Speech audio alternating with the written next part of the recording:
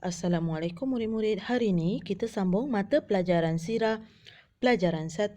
Nabi Muhammad SAW menerima wahyu pertama. Nabi Muhammad SAW berulang-alik selama hampir 3 tahun dari kota Mekah ke Gua Hira. Jauh perjalanan yang dilalui oleh baginda ialah kira-kira 5 kilometer. Sebelum ke Gua Hira, baginda akan membawa bekalan makanan yang disediakan oleh isterinya Khadijah.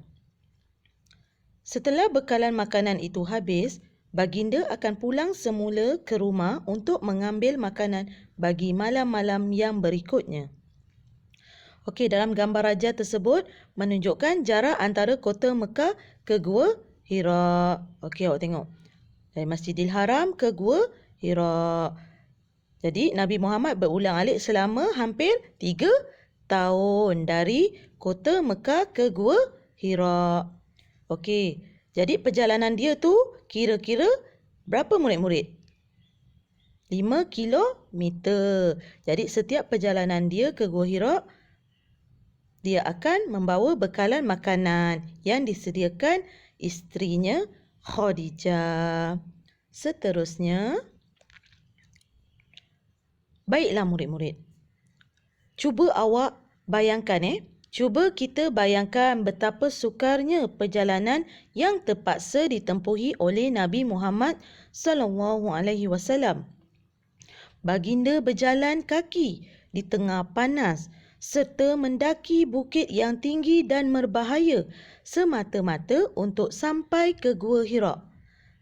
Sanggupkah kita menghadapi semuanya itu semata-mata untuk ke sekolah? Sudah tentu tidak. Oleh sebab itu, bersyukurlah di atas nikmat kurniaan Allah kepada kita.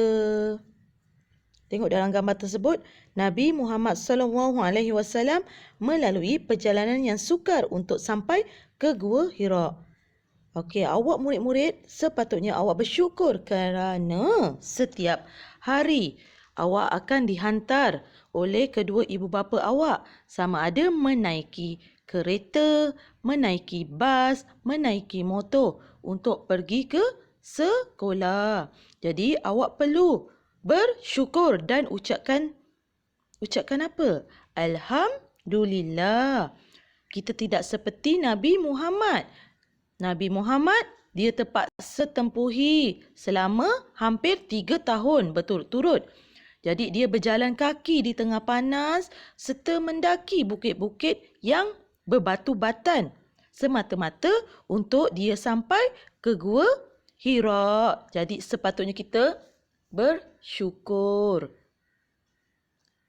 Seterusnya, apa yang berlaku kepada Nabi Muhammad SAW adalah perancangan Allah Subhanahu Wa Taala. Ia merupakan persediaan sebelum baginda memikul satu tugas dan tanggungjawab yang lebih berat serta mencabar, iaitu sebagai utusan Allah Subhanahu Wa Taala. Ini semua adalah ujian dan cabaran daripada siapa? Daripada Allah untuk menjadikan Nabi Muhammad ini sebagai utusan Allah. Tengok gambar raja tersebut, tempat kelahiran Nabi Muhammad SAW. Kini dijadikan Maktabah Mekah. Okey, dekat dalam tu ada peta Arab Saudi. Dekat peta tersebut, okey, tengok jarak perantaraan Mekah ke Madinah. Ada Jeddah, ada Yaman. Okey, baiklah murid-murid.